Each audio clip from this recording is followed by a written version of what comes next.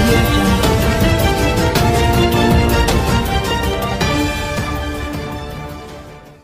ఆ రోజునే దీంట్లోనే కలిపి పెట్టారు ఆర్డినెన్స్ లో. అక్కడ కాంప్రమైజ్ అయ్యారు, తప్పు చేశారు. సరే మీరు స్పెషల్ స్టేటస్ కి వద్దు నాకు స్పెషల్ ప్యాకేజ్ ఒప్పేసుకున్నారు అనుకోండి, తప్పలేదు, మీ పాలసీ అది. దానికన్నా అనేక సార్లు చెప్పాడు ఆయన, దానికన్నా ఎక్కువ వస్తుంది, నేను ఎందుకు స్పెషల్ కేటగిరీ అడగాలి అని చెప్పి అన్నాడు. దానికని స్టిక్ అయిపోవలసింది. సో ఒక కన్ఫ్యూజన్ అనమాట. ఆ కన్ఫ్యూజన్ లోకి ఈవేళ ఈ రాష్ట్రంలో ఉన్న కన్ఫ్యూజన్ కి కారణం రాష్ట్ర ప్రభుత్వం వ్యవహరించినటువంటి తీరు. పార్టీ పాలిటిక్స్ అది డిఫరెంట్. అనుకూలంగా ఉన్నప్పుడు కలిసి ఉంటారు, ప్రతికూలమైతే విడిపోతారు. ఇప్పుడు రాజకీయాల్లో అధికారంలో ఉన్నవాళ్ళు, ప్రతిపక్షంలో ఉన్న పదవుల్లో ఉన్నవాళ్ళు కూడా దారుణంగా కళ్ళెదురుగుండా కనిపిస్తూ కూడా విపరీతమైన అవినీతి చేస్తూ వేల కోట్లు, నా అంత నిజాయితీపరుడు విశుద్ధవంతుడు ఎవడో లేడని చెప్పి ఛాలెంజ్లు చేసి బలం చెప్తున్నారు. అసలు ఈ పరిస్థితి ఎందుకు వచ్చింది? మీరు రాజకీయాలకి కొత్త భాష అని చెప్పి రాజకీయాలంటే ఎలా ఉండాలని చెప్పి మీరు దీన్ని ఎలా తీసుకోవాలి? అంటే ఓటుకి 2000, ఓటుకి 5000 ఎక్కడి నుంచి ఇస్తారండి? నీకు తెలీదా, నాకు తెలీదా సీక్రెట్? ఎప్పుడో కూడా ఆస్తులు అమ్మి ఆ డబ్బంతా కూడా ప్రజలకు పంచిపెట్టి ప్రజలకు సేవ చేయడానికి ఎవడు రాడు. వ్యాపారం. ఈ దేశంలో అన్నిటికన్నా ఫ్లరిషింగ్ బిజినెస్ ఏంటంటే పవర్ బిజినెస్. పవర్ అంటే ఎలక్ట్రిసిటీ పవర్ కాదు, అధికారం అనేటువంటి వ్యాపారం. పెట్టుబడి పెడుతున్నారు, కొంతమంది తీసుకుంటున్నారు, ప్రజలకి తెలుసది. అబ్బాయి లాభం, నేను ఎలక్షన్ నాకు సీట్ వచ్చింది అనగానే ఒక్కసారి అందరూ పెద్ద నెట్వర్క్ వచ్చేది, మళ్ళీ ఇంటికి ఇచ్చేసారు. ఏంటో బాధ, డబ్బులు లేవు, రేపు అవతల డబ్బులు ఇస్తే వీడు డబ్బులు ఇవ్వలేడు. నా మీద కోపం కాదు, మా పార్టీ వాళ్ళే కోలెట్టేవాడు. ఎందుకంటే బాబు మళ్ళీ ఇతనికి ఇచ్చారు సీట్. అది మామూలు అయిపోయింది. ఎందుకంటే పార్టీ మీద అభిమానం. అయ్యా ఇతనికి ఇవ్వడం వల్ల ఓడిపోతున్నామో, డబ్బు ఉన్నవాడికి వచ్చుంటే నిపుణులు కానీ పార్టీ మీద అభిమానం కొంచెం ఆడేం డబ్బులు ఆశించుకోదు. ఇది జనరల్ గా జరుగుతుంది. దాన్ని మార్చే ప్రయత్నం చేయాలి. దానికోసం నేను లాస్ట్ ప్రెస్ మీట్ లో ప్రపోజల్ ఇచ్చాను. మీరు పెద్ద పట్టించుకోలేదు, మీడియా కూడా పెద్ద పట్టించుకోలేదు. మొత్తం ప్రతి గవర్నమెంట్ పేపర్ అన్ని ఇప్పుడు కంప్యూటర్లో ఉన్నాయి, అన్ని కంప్యూటర్లో ఫీడ్ చేస్తున్నారు. అయితే దానికి ఒక కీ ఉంటుంది, పాస్వర్డ్.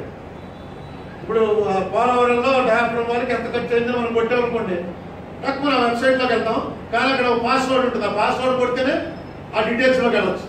ఆ పాస్వర్డ్ ఓన్లీ ఎవరో ఎస్సీ లెవెల్ వాడితో సి లెవెల్ వాడి చేతిలో ఉంటుంది తప్ప మనకెవరు. నేను అడిగింది చిన్నది ఏంటంటే ఆ పాస్వర్డ్ తీసేయండి. ఎవడైనా ఇంకా రైట్ టు ఇన్ఫర్మేషన్ యాక్ట్ ఇక్కడ అక్కర్లేదు. ఎవడైనా నెట్లో వెళ్ళి చూసుకోవచ్చు. దగ్గర నాలాంటి వాడు ప్రెస్ మీట్లు పెట్టక్కర్లేదు. ఎందుకంటే నేను అక్కడ అవినీతి జరిగిందంటారు, అది జరగలేదంటారు.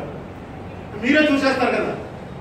మీరు ఎలా ప్రెస్ మీట్లో నేను ఎలా చెప్తుంటే అక్కడ చూస్తాం. ఇదిగో అమ్ముక్కులు పెట్టారు క్లియర్ గాను, నువ్వు చెప్పింది తప్పు, పేమెంట్ 1470 కోట్లు అయింది, 432 రోజులు పనిచేశారు, ఇంతమంది లేబర్ వర్క్ చేశారు, వాళ్ళ పేర్లు వాళ్ళ మస్తర్లు అన్నీ ఉన్నాయి ఇందులో క్లియర్ గా చెప్తుంటారు.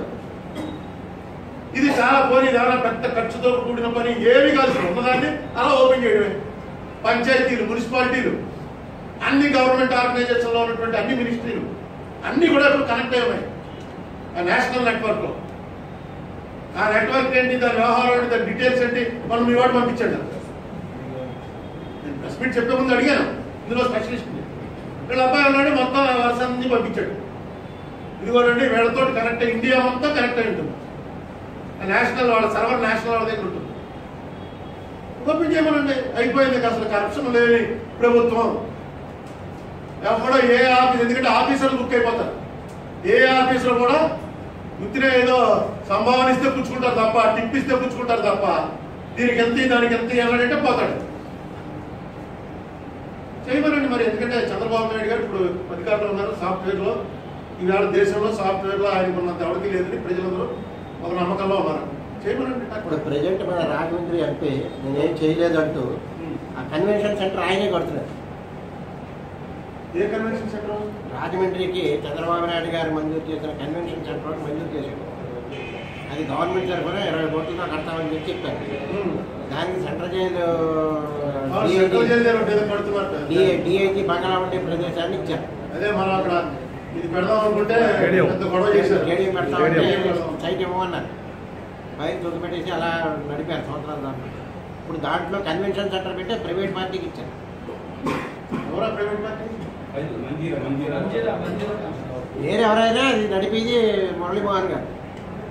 ఎంక్వైరీ చేస్తాం. మరి అలాంటి విషయాలు ఇప్పుడు ఆయన బాహాటంగా వచ్చి నన్ను వృత్తి చేయొచ్చు. మీకు ఒకటే లెక్క పెట్టుకోండి, ఎవరైతే నేను ఆనెస్ట్ ఎక్కువ అంటాడో వాడంత కరెక్ట్ కూడా ఉంటాడు. నేను నా ఎక్స్పీరియన్స్ లో చెప్తాను.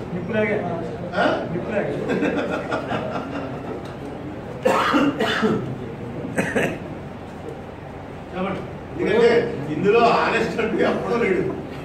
సొమ్ము చేసుకుని వాడు ఎవడైనా ఉండొచ్చు, కానీ సొమ్ము చేసుకోలేదని వాడంటే వేరే విషయం. ఈ సిస్టమ్ లో ఆనెస్ట్ గా అంటూ రాజకీయాల్లో ఉంటుంది, ఆనెస్ట్ గా ఉన్నాను అని చెప్పడం అనేది చాలా మంచి బూతు.